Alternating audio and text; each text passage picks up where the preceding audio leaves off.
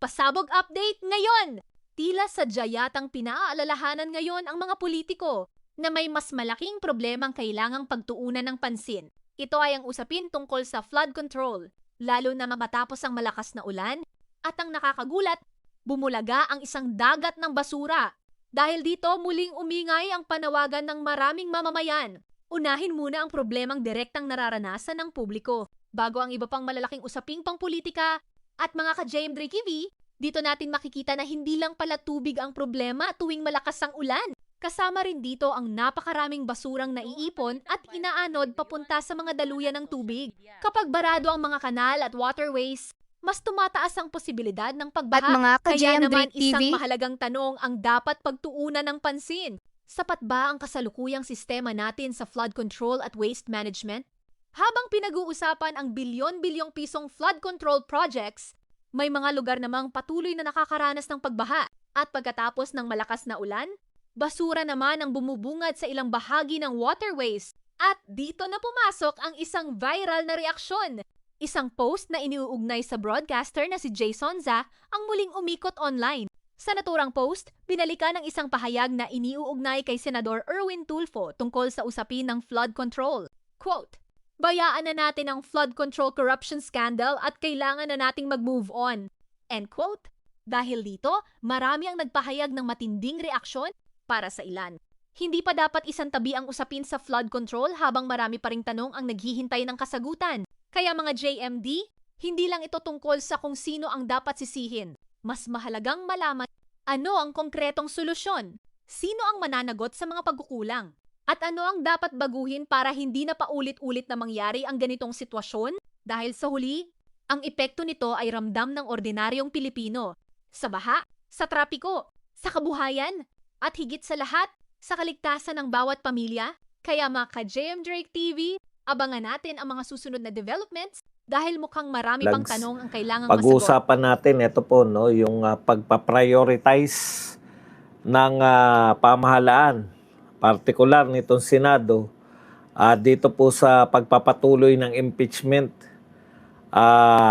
laban dito sa pagpaprioritize sa pagtugon sa baha. Hindi naman namin sinabi na sipsipin yung mga senador yung baha.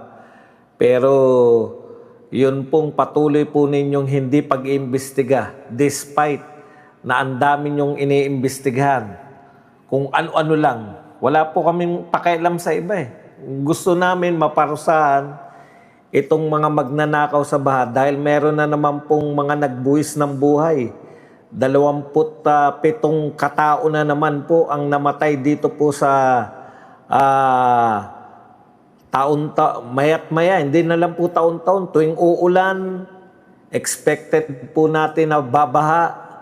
Tuwing uulan, expected po natin na walang pagtugon ng pamahalaan. Tuwing uulan, tandaan nyo po, hindi po ito mga wala pa po tayong super typhoon. Hindi pa po nakukonsidera ito na super typhoon itong mga dumarating sa atin. Talagang normal lang po na tag-ulan. Kitang-kita po natin ngayon na yung lahat, mismo si Lacson na, numero 1 na nilang tagapagtanggol. Si Lacson na mismo ang nagsasabi na palpak ang flood control.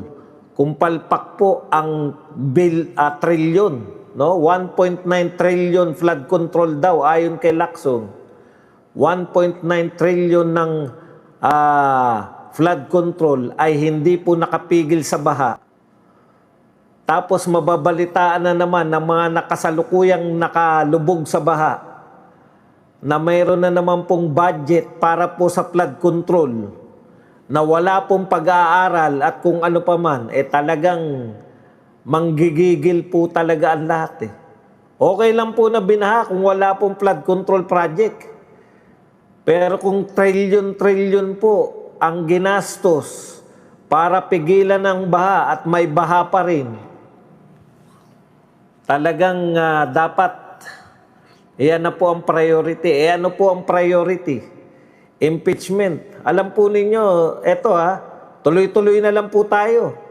Pindot na. Ayan, nagpumindot na tayo. Tuloy-tuloy na po natin. Alam niyo po, sa totoo lang, ano po ang napatunayan ninyo sa so far? sa impeachment.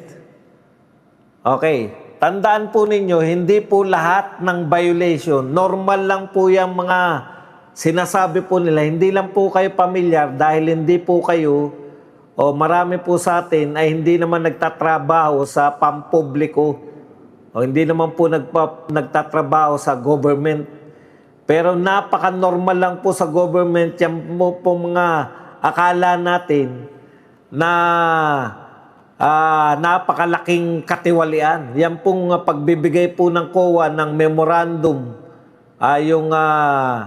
yung audit memorandum ng COA, yan pong notice of suspension, yan pong notice of disallowance, hindi lang po ngayon naganap yan. Nagaganap na po yan noong araw pa, buhat pa ng tinayo yung COA.